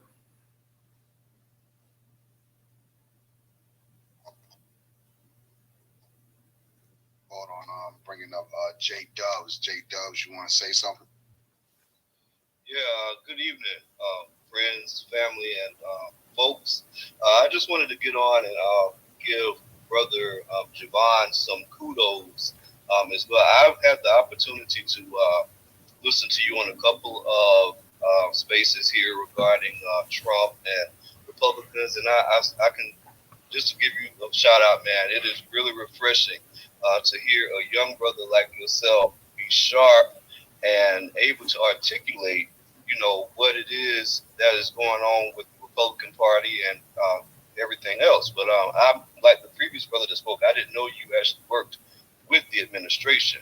But I say that to say this. I'm glad to hear that we have a dialogue going on and that we can really discuss things that are important to us. And I sometimes, before I got on Twitter and started being active on Twitter, I thought I was like the only Black Trump person, out here. But I am I'm a pastor. I'm in North Carolina, and I really just started getting into politics, well, Republican politics, I say, back in 2020 after the election and the pandemic, as they say. But I'm looking to connect with anybody here. Like I said, I'm open and willing to dialogue with everybody. Brother Javon, I would really love to connect with you off the space here. And anybody, I'm down for the cause. Like I said, Trump 2024, I don't think there's another option for us at this point. Like I said, I don't believe that he's perfect, but with what is going on in this country, I don't think we have a better option with any of the other Republican candidates, and definitely not with Sleepy Joe and Cackling Common. So, to that, I just want to, say I enjoyed the space. It's refreshing to hear the commentary here from both perspectives. And, I'm willing, like I said, to connect with anybody, and definitely want to connect and network with some of you brothers and sisters that are like-minded and open-minded. So God bless you all, and I look forward to hearing more from everybody. Thanks a lot for the space.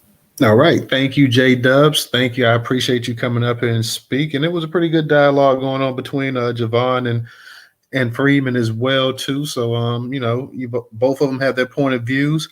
I'm going to go ahead and kick it back. DJ, I don't know if you want to speak or Black Majority speak. I'm going to step off for a second. So hold it down for me for 1 second, DJ. And guys, I got to hit another commercial. So for those that can contribute and donate, once again, $Newstoter, $Newstoter. Newstoter is the largest Black-owned Black American news media curation platform today in America. $Newstoter, Newstoter. For anybody that can contribute on Cash App, if you do not have Cash App, we accept Venmo and PayPal, which is up in the Jumbotron. Support the Black media for those that can. If you have $1 that you can donate to the actual platform, it is greatly appreciated. Like I say, if you have $1, it is greatly appreciated. Like I say, Venmo, PayPal is up in the actual Jumbotron, and we have the actual, for those that's on YouTube, we have the actual Venmo and PayPal up in the description. But we do need support of our people. So for those that have $1 that can contribute to the platform, it is greatly appreciated. DJ, hold it down 1 second for me. And anybody else that wants to come up and speak as well, too, guys, come on up here and speak. We have Javon up in the space tonight, and he's answering questions about about Trump's platinum plan, as well as his political future as well too. Trump's run for re-election as well too, guys. So now's as good a chance as any to actually come up here and get your questions answered. So definitely, DJ, hold it down 1 second for me.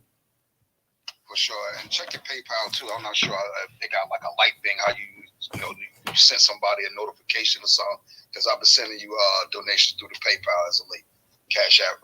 It's a little funny on the inside, you know what I mean? But I ain't really got much to say. Shout out to the room, just to keep on with the advertising. You already know social, soxcial.com, soxcial.com. The URL will change to Fund It Socially, funditsocially.com. That is our Black American network. Shout out to Black Majority right here.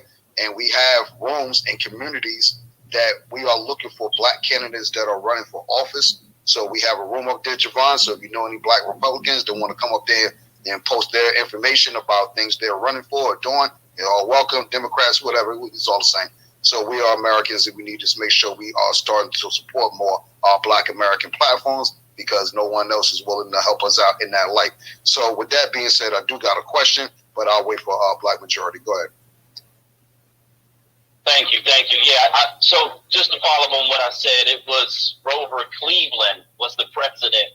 But the reason I mentioned Bannon in his comment about Black Americans building the country in relation to Chicago, he was talking about our brother Mark Carter. And Mark Carter is going viral because of his stance against what's happening in Chicago, and he's openly inviting Trump to come to Chicago. He said he would have thousands of Black Americans behind him. So that is the question and or suggestion and or is the possibility there, now that he's on the radar and what's going on in Chicago, for Trump to actually make a visit. And again, this is just this optics of him surrounded by a sea of Black Americans who are saying enough is enough. I think that will carry a lot of weight, open a lot of eyes, and certainly put them in a much better position in terms of winning the election. And let me say this, and I don't know if you know this, there's a think tank in D.C. They claim that Biden got 22% of the Black American vote, and that would equate to roughly 18 million Black voters voting for Biden. I think that number is physically impossible based on our registered voters, based on how we vote, based on the fact that, nearly 40% of our population doesn't vote at all. So I would suggest that the Republican Party and those who care, because I got to think they know this, actually look at those numbers a lot more closely than they have in the past. I just don't believe that number is accurate, and I'll end on that. For sure, Javon, go ahead if you want to respond to that. Yeah, thanks. I did want to say one thing. Just real quick. You guys could go, everybody could go back and forth just real quick until Newstoter come back. Go ahead. Okay. I just wanted to say to Black Majority, I think for number one, your analysis of history is spot on. Grover Cleveland is the only president to do what I think Trump will be the second president to do, and I think there's an appetite for it. I also would say, in regards to your question concerning the amount of Black people voting for Biden, I also find those numbers to be quite dubious. Not even just based off of data, but based on the fact that we've got a system where in some states you don't even need to prove your citizenship to vote. You can be an illegal immigrant and vote in, state, local, and federal elections. I think that is absolutely absurd. In fact, Eric Adams in New York City, who, I think as a New York City mayor, he's probably as close as a Republican as you're going to get, to be honest with you. But his city council tried to pass something where they said, illegal immigrants, literally openly illegal immigrants, could vote in New York City elections. And so we've seen how illegal immigration, negatively affects Black communities. I think these things are quite troublesome. And I think if we're going to fix the issue with our immigration problem, what we've got to do is make sure that they come across legally. And they can be a part of this American experience for sure. But what we can't have is people who are not tax-paying citizens coming into, predominantly Black communities oftentimes, like Chicago or New York, taking their jobs and doing all that. I mean, this is unacceptable. So there's definitely an appetite for it. And I think what we have to do is what I encourage our people to do is to be open-minded. I think we look at politics as some type of emotional thing. And I always say, look, politics is like a business. And everybody here I know has done something in business, or you've worked with someone who you may not like. But at the end of the day, what matters is your bottom line. We have to start coming to the negotiating table with that mentality because, frankly, we can't afford to be coerced, bullied, or intimidated into voting for one side because, if you don't, you ain't Black, or if you don't, you're Black. This is a question. I think that logic is stupid. Frankly, we should play both sides of the aisle and get the tangibles that we need. That's how I see it. I don't understand why we caucus so much or coalesce so much around one party that, frankly, after 60, 70 years, what has been done for Black Americans across this country? So that's what I would argue. I'll leave it at that. And last thing I'll say is, Pastor Dubs, it's funny you mentioned North Carolina. It's great to meet you, brother. We did a lot of work in North Carolina, specifically with a guy named Jerron Smith. We did a lot of work with Black charter school owners in North Carolina, actually. We saw that they actually weren't getting a lot of the funding, a lot of their, teachers union run, predominantly white schools were getting.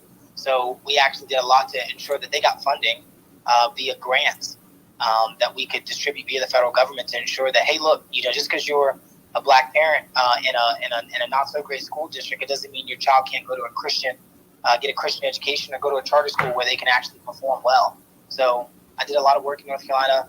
Great people down there. I know you got your lieutenant governor running for governor down there, who I happen to know as well. Things are looking bright for North Carolina. So I'm glad you're down there doing good work. I have a question, Javon. Just to let everybody know, I'm back. But go ahead, Stephanie. Oh, I'm sorry, Newstoter. No, you go. You good? Go ahead. I just have this question. How come they're pushing these illegal aliens? Because that's what they are. They're not illegal migrants. They're illegal aliens. How come they're pushing them only in Black neighborhoods instead of pushing them into these white neighborhoods? I mean, I think that's a great question. And I'm going to be honest with you. People don't like when I say it, but hey, I think it's the truth. I think they're looking to replace us as a voting bloc. I think that they realize that in a lot of ways, a lot of Black Americans are not really, after 60, 70 years, that's 7 decades, a lifetime of empty words and false promises, that a lot of Black folks are like, look, we're not doing this anymore. And you've seen the sentiment. I mean, just a lot of people are like, look, guys are doing. And I think what their plan is to let into the country, into Black communities, grant them citizenship through amnesty. So you've got millions of people, citizens, and they come to replace us. I mean, I think that's the only explanation for why it's so wide open. And you would be against not having the situation. There's no reason for them to infiltrate black communities to the degree that they do unless there's a plan to replace us. And I know, yep, but I think it's the truth. There's literally no other explanation. How the hell can you vote in an American election and you can't even speak English? How does that work? It doesn't make sense. So the only way you would do that, again, is if you're looking to replace people who do speak English. And where are these migrants going? They're going to our communities, and they're taking our jobs. And I mean, just look what's going on. You see the sentiment. There's this going on all around. And unfortunately, a lot of these black local leaders are, the Democrats have a weird thing where they have litmus tests. You have to say what they want, or they will come against you. On the GOP side, we have our fights, our dirty laundry in the public. You see us fight. Those guys, they fight behind closed doors. That's why Andrew Cuomo is no longer the governor of New York. He said something against the Democrat status quo, and they kicked his ass out with the quickness. That's why Eric Adams, the mayor of New York, suddenly has a sexual assault charge from 1992 coming out of the woodwork because he says something against illegal migrants. This is what happens on their side. Accusation is enough to tank your career, and they do if you don't follow what they believe in when it comes to immigration or any other situation that they deem to be the most important, issue of the day. Hey, I mean, I have to agree with some of what you're saying. It seems like when like in the case of Eric Adams, kind of disagreement happened, and next thing you know, I think he started. I don't know if he was talking about they didn't have the money for the all the immigrants that was coming in, and he started complaining about that. Finally, after having a open door policy for everybody coming in, and then all of a sudden this allegation pops up against him as well too. So the thing with Trump, I think people say because Trump he says a lot of stuff that comes out of his mouth. In terms of actual policies, I could say he hasn't had the kind of negative policies that have impact black people that Joe Biden has had. At the same time, I don't really know exactly a whole lot. I mean, in your opinion, because I don't really see a whole lot that he did for black people while he was president. I mean, maybe I'm missing something, and you can show us exactly what he did. But I didn't see a whole lot he did in particular. Now, I think one of the main issues is that sometimes when things somebody does something for everybody and black people, it betters everybody, and black people, as a residual, they get a little bit of an betterment as well too. People say, well, we did this for black people, we did that, when actually they really didn't do anything. So exactly why should black people, and I know everybody's going to say, yeah, we're fed up with the Democrats and stuff, but why should black people cast a vote for Donald Trump in the 2024 election? Yeah, I think it's a great question, because I think a lot of the times as Republicans we're always anti something and not really for something, and I've always been critical of that. But if you look at his record, and I'm not going to go on for too long, but so let me know when to stop. But we can start with a couple of things. Number one, the First Step Act. I know I've talked about it before, but that was specifically targeted towards black Americans. I mean, there's no way to sugarcoat it. I mean, 8,000 of us got out of federal prison on trumped up drug charges that Biden was very proud to announce. To champion. When he wrote the bill, he said he authored it. You look at things like HBCU funding. That's historically black colleges and universities. It's not white universities. Where he gave them billions of dollars that he made permanent for a reason. He also forgave billions of dollars in debt they had accrued over decades. When you look at things like promoting trade schools, right? A lot of the times people say, oh, well, successful. That's not true at all. A lot of my family are in trade jobs, plumbers, electricians, making good money. So promoting trade schools for black Americans, making sure that's a resource. I know a lot of people have issues with the church, and granted, I understand that. I'm not saying that the churches are great, but allowing to incarcerate individuals, allowing parents to choose their education. I just told you what we were doing in North Carolina with some of Pastor Dobbs' folks, allowing black parents to send their kids to whatever school. A lot of people like to talk about gerrymandering and redlining. What do you think predominantly failing schools? A lot of people like to say education. The federal Department of Education has never had more money than it's ever had today. They have they usurp those resources and give them to the places with higher property taxes. So our children should be able to go get an education wherever they so please. They shouldn't be trapped in these failing school districts and can look at the economic things. There's a host of them. Black medium income actually went up 5%. Black unemployment was the lowest it's been in recorded history. I mean, the economy, it speaks for itself. So there's plenty of reasons. And lastly, what I would say to black folks is that Trump doesn't lie to you. I know a lot of people don't, they're like, oh, he says what he says. I said, no, he tells you something. He says he's going to try to do something. He'll at least try to do it. You may not like the way it turns out, but he's not going to lie to you.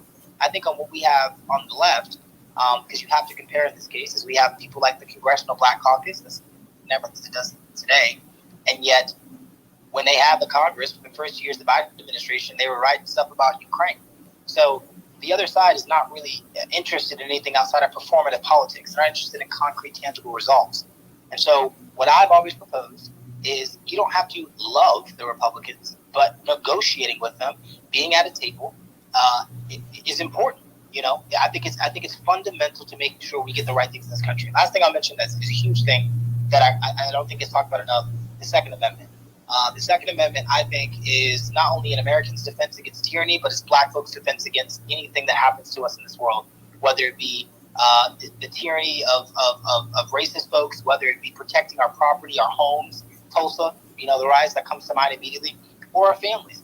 The Second Amendment is key. And the people trying to take away the Second Amendment, they're doing it for a reason. The number one demographic that's actually buying and purchasing guns is actually black women. Black women are actually the highest quantity of new gun owners in this country.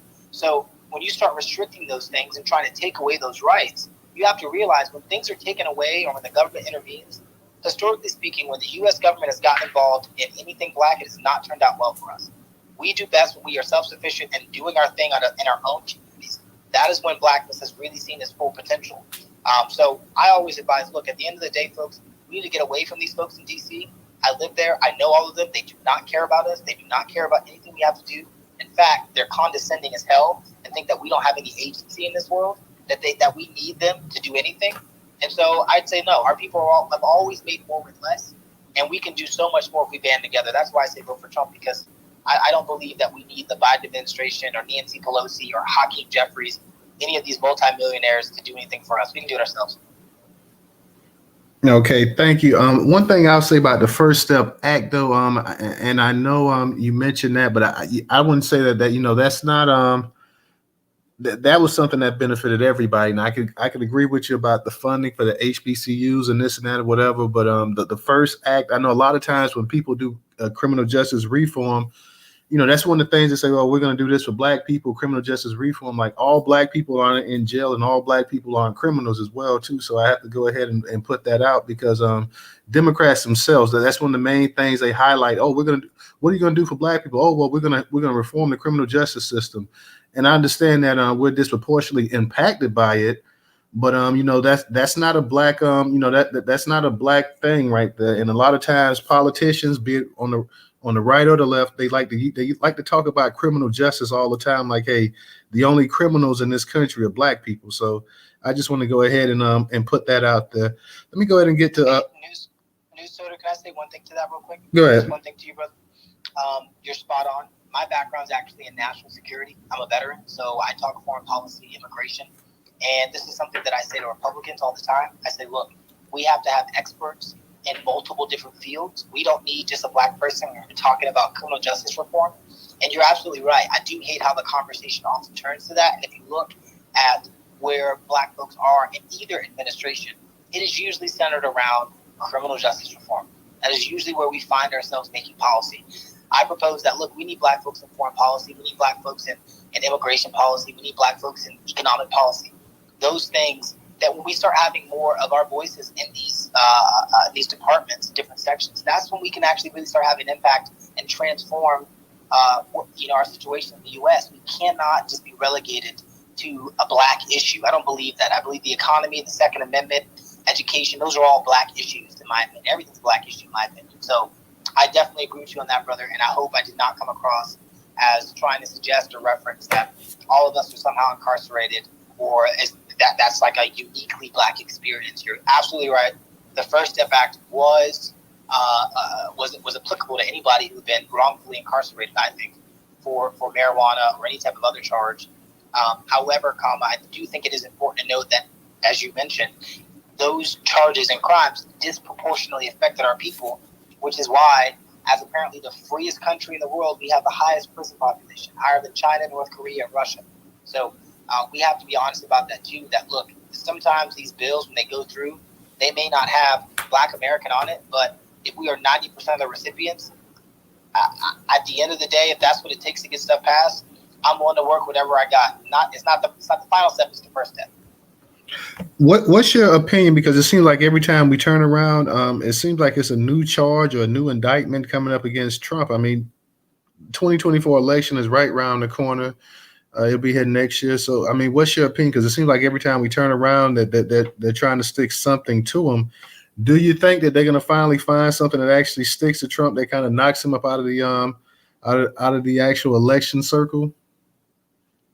No, I think if they were going to find something, they would have already. The guy's almost 80 years old. He's in his mid 70s right now. For all the talk about Democrats, they say he's the most corrupt person ever. I find it fascinating that nothing sticks. They can't find a charge on him. So I think what you're seeing right now is you're seeing an establishment both on the right and the left. This is not just a Democrat thing. I think there are many people on the right, especially in the donor class, especially these non-MAGA Republicans who really don't put America first. They are terrified of a Trump presidency because, as Black majority stated, he's got one term. He can do whatever the hell he wants. And he's pretty much said, look, I'm going to lock down the border and I'm going to drill day one. And I don't give a damn what anybody says. I'm going to get these oil prices down because it's not just the gas in your car. It's transporting your goods. It's everything. This oil affects so much more than what people think. And he said he's going to shut down the border. And I think that terrifies these people who make billions of dollars off of illegal migrants. So, yeah, I think these charges are bogus. I think they're trying to attack him because they realize he's a threat to the status quo. He is a threat to business as usual. That is why you're seeing this coalition of people join together to try and prevent him from what I think he will ultimately be successful doing, which is being the 47th president of the United States. Thank you, Javon. I'll go ahead and I'll let Black Majority State go ahead and be the last speaker for the night. We're not going to go too much longer. We'll get ready to close it out. Black, go ahead and unmute your mic. Okay, thank you. And I got a little bit of a question, but I'll be quick. So to your suggestion about getting all these Black people together, again, I'm going to suggest, hey, do that, make it public, have the press there, and do it in Chicago. I mean, Chicago's like ground zero for this immigration thing, especially in Black America. And again, I'm just looking at the optics of what that looks like. You got Dr. Darity walking in. You got, you mentioned Dr. Claude Anderson walking in. You get some of our stalwarts and sit down and have that conversation. Ice Cube, whatever. But then, so the question that I have is about this. You mentioned if they just let us do our thing, if they get out of our way, we can do all these things on our own. How much influence and power the states have. So I am a Black migrationist who advocates for Black majority state authority through a reverse migration in order to get our people in positions of authority at all levels, state, county, local, and with federal representation. I just want to get a quick synopsis on your thoughts on that, if you've ever come across it, and how you think about it. Yeah, quick synopsis. Number one, I support it. I think it makes a lot of sense. I mean, you look at a place like Utah, it's pretty much run by Mormons. There's no one in elected office in Utah who's not a Mormon. I won't say no one, but out of the hundreds of people, there's probably about a dozen. You know what I'm saying? They're in charge of every congressional seat, the governor, lieutenant governor, attorney general, district attorneys. There's precedent for that. And I think there's a possibility. Look, the South is our ancestral homeland. If we're going to be completely honest, it's a great idea. Say, hey, look, let's coalesce and let's really build something. Trump has actually talked about these things. I forget what he calls them. They're not platinum cities, but he calls them. I can't think right now. But I'll post, see if I can get the link real quick before I get off, before the space ends, or tweet it out. You can follow me and look at it. Revival cities, essentially. That's essentially what he's going to promote. Cities really becoming the new meccas instead of the federal government. DC needs to go. So great idea, totally support it. I don't think there's any reason not to do it. And frankly, it would give us a lot more sway, I think. It'd give us, we could start electing people who actually care about us. And if not, we can get them the hell out of office. So I think it's great. All right. But anybody wants to maybe add one more, I can take one more question for the night. If anybody wants to come up and ask one more question, we'll go ahead and ask that real quick. Yeah, let me get it in real quick. Just so Javon, I see, and let me go back over here to my notes. Where we at? So the platinum plan, or whatever the case be, the fueling access to capital for Black-owned business. I know you went over that, Newstoter.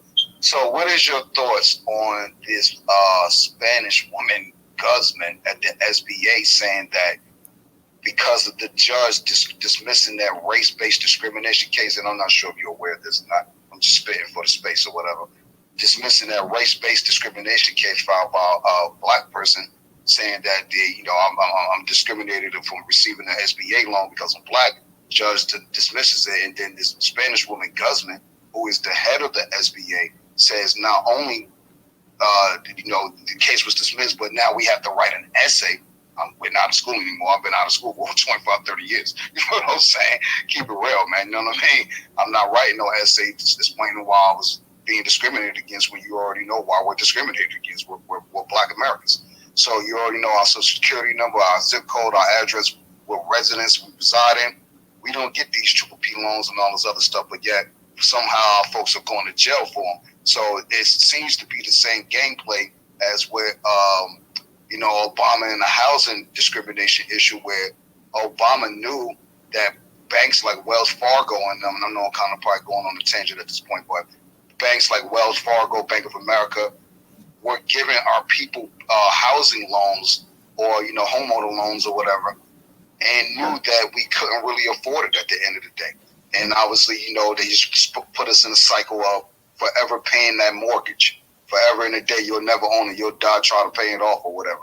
So why is it that, and it is nothing really to Trump or even, the Republicans or whatever, but this is just more of a question of political stature.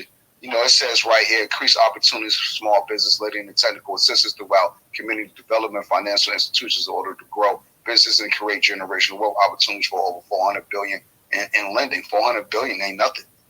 $400 billion passed through these people's hands in 24 hours. So we need at least $1 trillion on the table in business funding. 80% of all businesses are small businesses, but a lot of businesses in Black America just really don't longer exist anymore. And like you said, the others, they're the owners of the bodega and the hair salon and all this other stuff that we were once the runners off. The lottery, I can't stand the lottery. Our peoples was the original maker of that. The numbers game, if y'all don't know. So it's like, we don't see none of this. You know what I'm saying? Any of this money. So, I guess it's not really even so much a question, more or less, of a rant. Is it for sure that if Trump were to be elected and get elected, and maybe even the numbers that Black people voted for Obama, what guarantees are we going to have this platinum plan really enacted? I got to agree with original about the jobs. Jobs come a dime a dozen, but, jobs is about to be over with. I guess Andrew Yang was right. This UBI stuff is really about to hit, you know what I mean? And when you go to these WPI services, Walmart and all this other stuff, it's self-checkout everything, and the customer service in the Black neighborhood is trash. I'd rather go to the self-checkout than have to deal with our own people at this point, because they don't even care. They be there high, drunk, you know how this stuff go, y'all. So it's like, we need these services and these programs and access to this capital or whatever it is we call it. It's the platinum plan. What guarantees is Trump giving us? Because we would really like to have a conversation with the man, but I know you, like you said, you understand, hey, that's pulling teeth at this point. You know what I mean? So what guarantees would you say that Trump will, hey, okay, look, I'm going to sign off on this? And what guarantees that we're going to get that it's going to be passed through whatever hands it needs to be passed through? Just like $350 billion went to Ukraine, ain't no Americans over there filing no taxes to get the money back. $55 billion to Africa, all these Venezuelans coming over here. You got these rich Chinese jokers lined up at the border with their suitcases like they going on vacation. Those the millionaires in China, they escaping persecution themselves. So while we allowing them to come over here when the white man been at war with them, so it's like we ain't got no friends. So whatever type of way we could get our Black state popping and get a Black agenda popping, we gonna have to network with. We got to network with y'all. So I'm gonna just conclude on this. The whole reason why FBA is a thing is because Tone didn't like the way Tariq was saying we needed to advocate to any and everyone that was willing to listen to our plight. And they had an argument, was what it was. FBA came to bastard child of ADOS. But we all family. You know what I'm saying? But go ahead. Yeah, look, I think thanks for the question and thanks for one of the last words here. I do think personally there's a very strong chance that President Trump actually does follow through with this. He was very proud of it. In fact, I think he was quite puzzled when it got the kickback that it did publicly from tons of people. He thought it was a solid plan. And I think in a lot of ways there was doubt that, okay, well, maybe they don't want me to do anything for them, right? Because I don't know what else. I mean, I'm putting $500 billion on the table.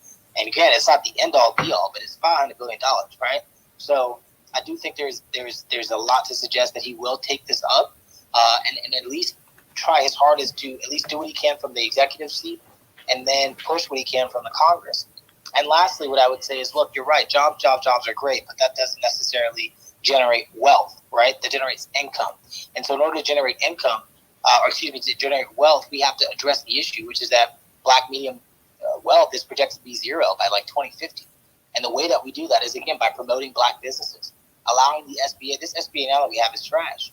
It's horrific because there's so many rules and regulations associated with it. And that's why they do things and say like, oh, we got to write a white paper after what we know what the issue is to get back to you. So cutting these regulations. And also the president has talked about like moving a lot of these agencies out of DC.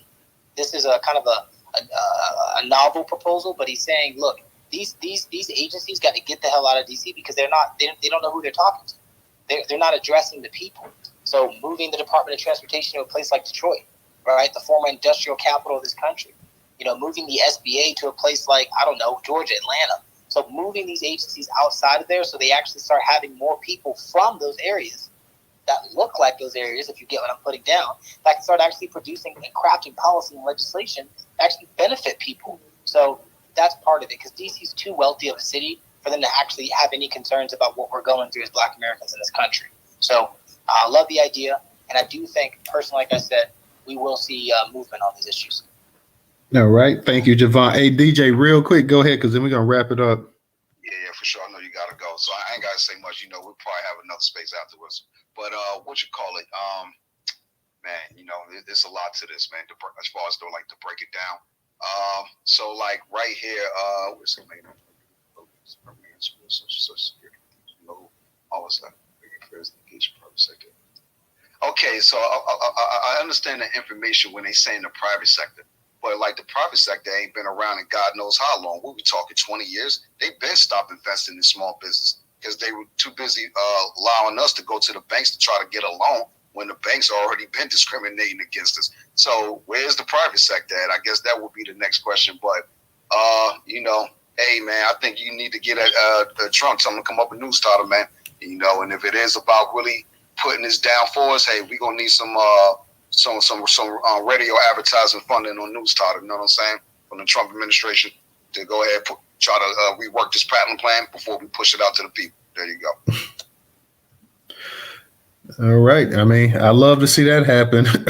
I wouldn't hold my breath on it, but nonetheless, Javon, I'm glad that you came up in the space, and we wanted to go ahead and touch up on this topic tonight. So I definitely, I believe I've seen you around on Twitter before as well, but I may have been in a space that you were in before, but I'm glad to have you up in here. I don't know if this is your first time up in the Newstoter space or not, but shout out to you, and we'll see how things land in 2024. A lot of our people, right at this point in time, it seems like, of course, still a vast majority of Black people are Democrats in this country, but you have a whole lot that's kind to veer off and do their own thing. And I think you can even have a large number of, I'm not going to say a large number, but a significant portion that may not even vote in the next election. And I know that kind of frightens people to a certain degree, but you got a lot of our people say, hey, if there's no tangibles on the table, they're not going to vote. So, it's going to be, I think it's going to be a close election one way or another between Biden and Trump.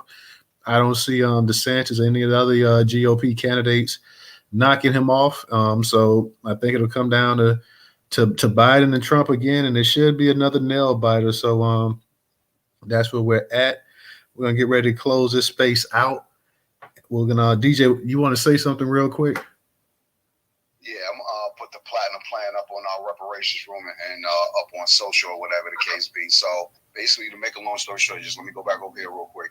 So if y'all go to the platinum plan PDF or whatever online, Donald J. Trump writing address is right here, and you can also go to www.donaldjtrump.com. So y'all could go over there and voice your opinion. You ain't even got to wait to before or after the election. Let's start voicing our opinion right now, since he advocating about giving us $500 billion. I could use some of that bread. You know what I'm saying? And you can too, to pay that phone bill, pay that rent, pay, get what you need to get for the babies and all that other stuff. Let's get that money. You know what I'm saying? It's on the table, just like Javon said. All righty. And on that note, guys, we're going to go ahead and close the space out. So shout out to everybody that came and supported tonight. We'll see you guys tomorrow night in the space tomorrow night. Make sure you guys come through 8 o'clock on Twitter, 8:10 on YouTube. We'll see you guys in. Be safe. Have a good night. Peace.